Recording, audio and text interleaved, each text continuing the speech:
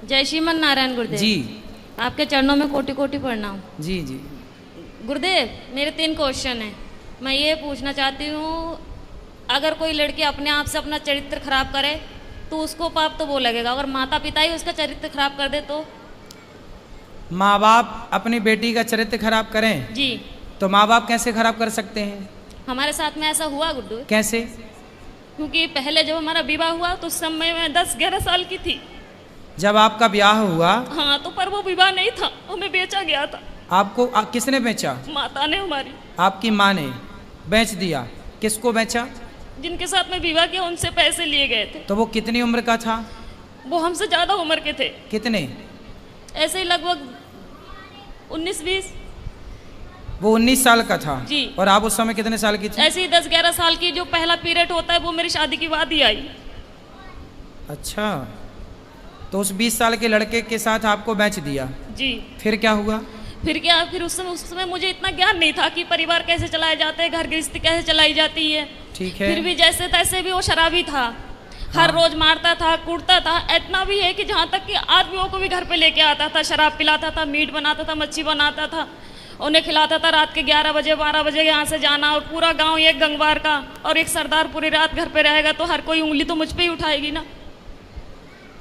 फिर कितने साल चला ये सब कुछ? 9 साल। फिर वहाँ पे एक बेटा हुआ, एक बेटी भी हुई। आपकी बेटी उस समय हाँ। जब बेटा हुआ तब आपकी उम्र क्या थी? ऐसे लगभग 16-17 साल की थी। आप 16 साल की थी तब आपको बेटा हो गया? जी। ठीक है। फिर उसके बाद में वो मारने लगा, काटने लगा। शराब पी के कभी नाली में पड़ा रहता था, कभी गड्ढों में पड़ा रहता था, वहाँ से उठा उठा के लेके आओ। फिर जब वो ज़्यादा ही परेशान करने लगा तो मम्मी पापा ने वहाँ से घर ले आए।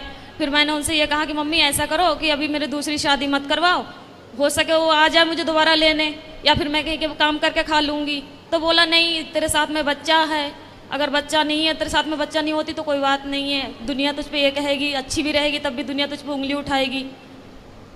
फिर उन्होंने मुझे दूसरा जगह करवाया, दूसरी शादी कर दी? जी। वहाँ से भी पैसे लिए गए।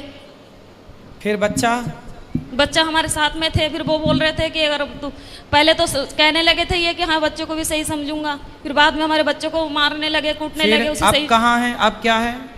अब मैं वहाँ से दूसरी जगह हूँ। अब उसको भी छोड़ दिया? जी। अब कहाँ है?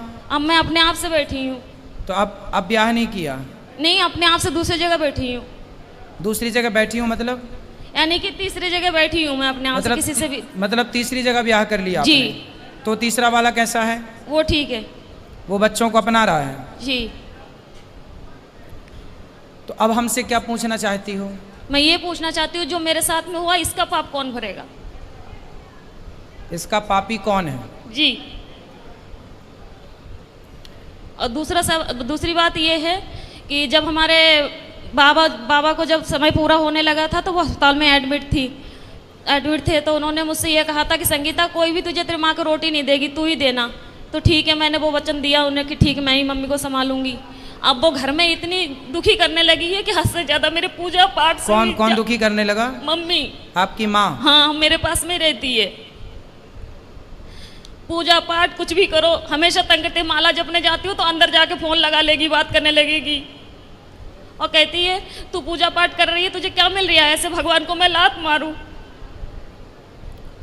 तो अभी आप तीसरे के साथ खुश हैं? जी। तो फिर अब तो खुश है ना? जी। तो अब क्या दिक्कत है? अब दिक्कत यह है, जो मेरा तीसरा वाला पति है वो बात बात पे मुझसे झूठ बोलता है। अच्छा, क्या झूठ बोलता है? यही, कोई भी बात हो मैं इनसे ये बोलती हूँ कि कोई जो भी बात हो सच बोलो करो, पर यह है कि जो भी बात करते ऐसा है कि इनकी दूसरी पत्नी भी है। अच्छा। हाँ। तो तीसरा वाला जो पति है उसकी ऑलरेडी पहली पत्नी है? जी। आप उसकी दूसरी पत्नी हो? जी। अच्छा। तो आपने ऐसे से क्यों ब्याह कर लिया जिसकी ऑलरेडी थी? उन्होंने मुझे कुछ पता ही नहीं थे पहले।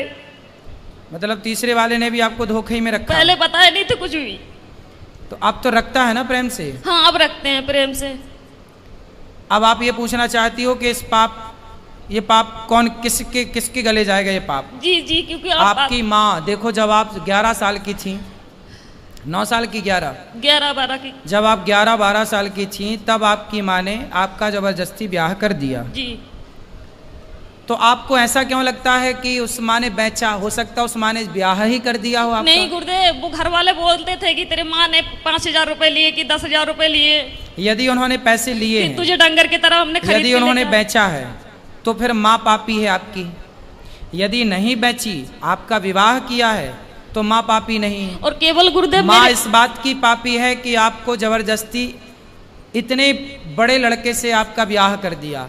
देखो, विवाह ऐसे नहीं होता, 1-2 साल का ही बड़ा छोटा चलता है, डबल नहीं चलता कि लड़की 10 साल की है और लड़का 20 साल का है, ये नहीं चलता। यदि कोई भी माँ बाप अपनी बेटी के लिए उससे डबल उम्र का लड़का चुनते हैं तो वो माँ बाप पाप के भागीदार हैं, क्योंकि उस समय बच्ची तो निर्णय नहीं ले रही है, माता पिता डिसीजन ले रहे हैं। तो लड़की के लिए वर कैसा होना चाहिए? लड़की 10 साल की, लड़की 20 साल की है तो लड़का 22 साल का हो, 25 साल का हो, बस ज़्यादा उम्र वाला ना हो, ये न्याय है। यदि लड़की 20 साल की और तुम लड़का 40 साल का ले आओ तो ये तो बेटी के साथ अन्याय हुआ, और वो अन्याय का भागीदार कौन है? उसके माता पिता, क्योंकि वो लेकर आए हैं। और केवल गुरुदेव मेरे साथ में ये हादसा नहीं हुई है, मेरे सभी बहनों के साथ में ऐसा किया गया। तो आपकी माँ कहाँ है? मेरे पास में ही रहती है, इस समय दूसरे जीजा के पास में है। तो वो कैसी माँ है? निर्दयी है? मैं ये पूछना चाहती हूँ कि अब मैं करूँ क्या? पापा को भी यही वचन दिए मैंने कि मैं रखूंगी, और वो घर में इतनी दुखी कर रही है कि मेरा खाना पीना हराम तो है। माँ को भेजो क्यों, ऐसी माँ को जो आपको बेच रही है, जो आपके साथ गलत काम कर रही है। ऐसे लोग दया के पात्र नहीं है। यदि पहले ये कन्फर्म करो कि माँ, हो सकता माँ सही हो, उनने गलत खुद- है, माता- गलत है तो आप उनको खाना पीना देना आपका कर्तव्य भी है। बूढ़ी अम्मा कहाँ जाएगी? इंसानियत तो कहती है कि आप उनको खाना पीना दो, लेकिन वो दया का पात्र नहीं है। जब धृतराष्ट्र के 100 बेटे मारे गए, तब भीम भैया धृतराष्ट्र को रोटियां ऐसे कुत्तों की तरह देते, बुढ़े खा ला। तो लोग कहते हैं, अरे भीम, वो तेरा बाप है, बड़े पिता है ना धृतराष्ट्र, भीम के तेरा बड़ा पिता है, तो कैसे कुत्तों की तरह परोसता है? तो भीम भैया बोले कि मैं ही क्या पुत्र धर्म निभाऊं? ये वही बाप है जिसने भरी सभा में द्रौपदी लुट रही थी और ये चुपचाप तमाशा देख रहा था। क्या मैं ही धर्म का पालन करूं? इसका कोई धर्म नहीं है। ये वही धृतराष्ट्र है जो भीम को गले लगाने के बहाने दबा कर मारना चाहा, वो तो भगवान ने दूसरा पुतला दे दिया भीम का। कुल मिलाकर के ये धृतराष्ट्र इस दया का योग्य नहीं है, दया का पात्र नहीं है। कुछ लोग दया के पात्र होते हैं, कुछ लोग दया के योग्य भी नहीं होते। फिर भी आप दया करके रोटी तो दो, सेवा तो कर लो। अब जो किया उसने वो पाप भोगेगी। आप क्यों पाप मोल लो? आप सेवा ना करके पाप क्यों पर मोल लो? गुरुदेव, आपके आश्रित है तो सेवा करना। घर में कलेश ये करती है ना कि जब मैं माला लेके बैठूं तो उसी कमरे में चली जाएगी, फोन लगा के बात करने लगेगी। हाँ, तो उसको फोन लेके हटाओ। किससे बात करना बुढ़ापे में उसको? बहनों से कुछ नहीं तो हर तो रोज मोबाइल लेके रख लो, बोले मोबाइल वोबाइल नहीं मिलेगा। फिर लड़ाई हो जाती है, घर में कलेश करने लगती है वो। तो फिर आप जानो और आपकी माँ जाने,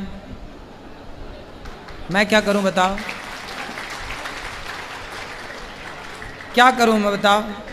आप मुझे कुछ बताइए ना कि मैं क्या मैं तो करूं बता इस रहा हूं, समय से? मोबाइल लेके बंद कर दो, रख दो, और क्या कर सकती हो फिर घर बताओ? में कलेश होते हैं, पूरे मोहल्ले वाले तमाशा देखते हैं।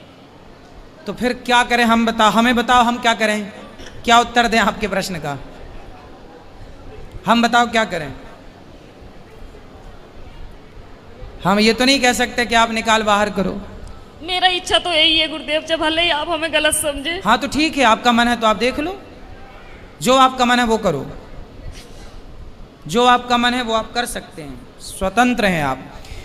यदि वो अपराधी हैं तो बिल्कुल आपको साथ में नहीं रखना चाहिए। और दूसरी क्वेश्चन ये है गुरुदेव, अगर किसी जगह में मेरी इज्जत नहीं होती हो, कोई इंसान मैं वहां पे जा रही मुझे पानी को नहीं पूछता हो, क्या मुझे वहां पे जाना चाहिए? ना, वहाँ कदापि नहीं जाना चाहिए। आवत ही हर से नहीं नैनन नहीं सने, तुलसी तहाँ न जाइए कंचन बरसे मेघ। वहाँ कभी नहीं जाना चाहिए जहाँ आपके जाने से सामने वाले को प्रसन्नता ना हो। हाँ, तो वो जैसे मेरी सौतन है, जो हमारी सौतन है वो मेरे पास में आती है। हम बाहर रहते हैं, यानी कि कमरे किराए पे लेके।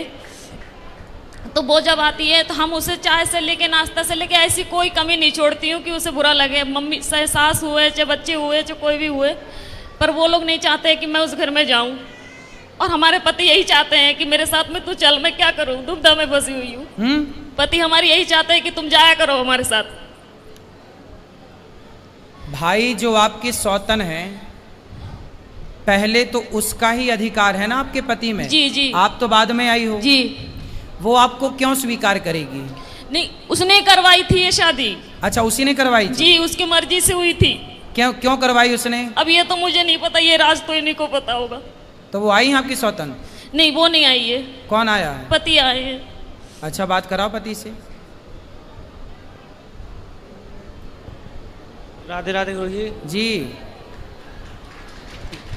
जी आप ही हो पति परमेश्वर, जी। दो पत्नियों के।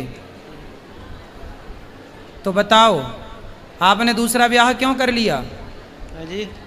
माइक पास में लो। हेलो। बेटा काम पे ध्यान दो, माइक पास में लो उनके।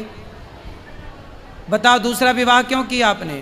सर जी वो तो गुरुजी मजे मजे में कर लिया ऐसी। हैं, मजे मजे में?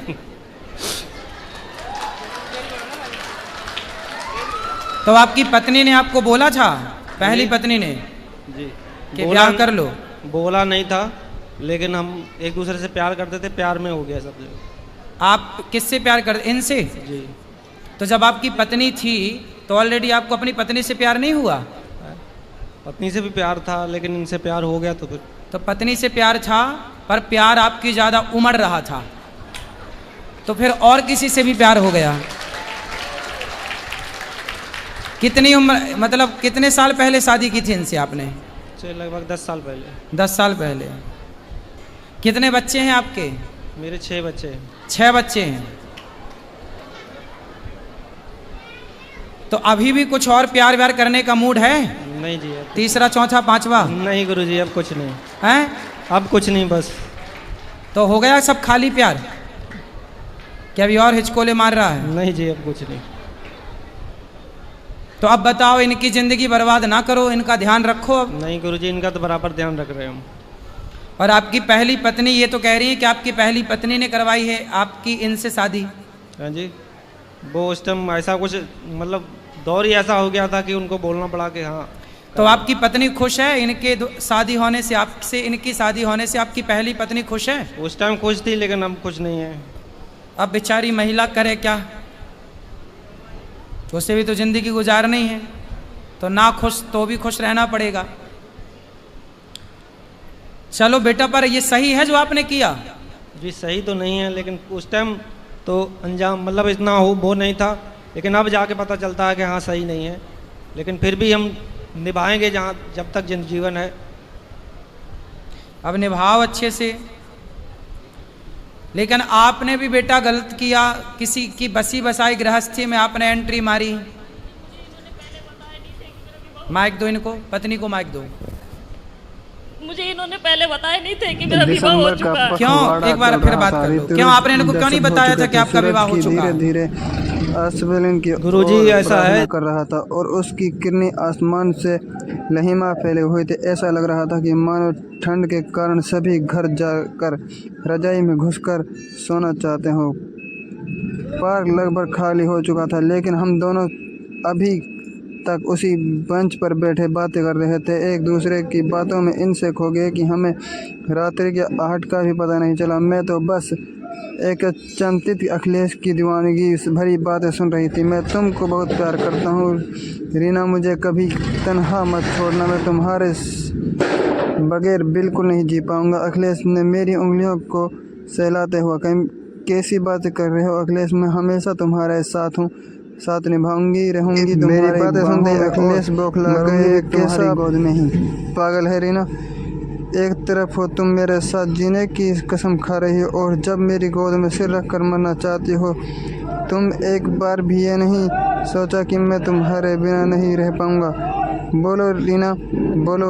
अखिलेश बच्चों की तरह गिड़गड़ाने लगा। और तुम उसकी दूसरी दुनिया के पीछे बगैर रह पाओगी? जानती हो रीना, अगर मैं तुम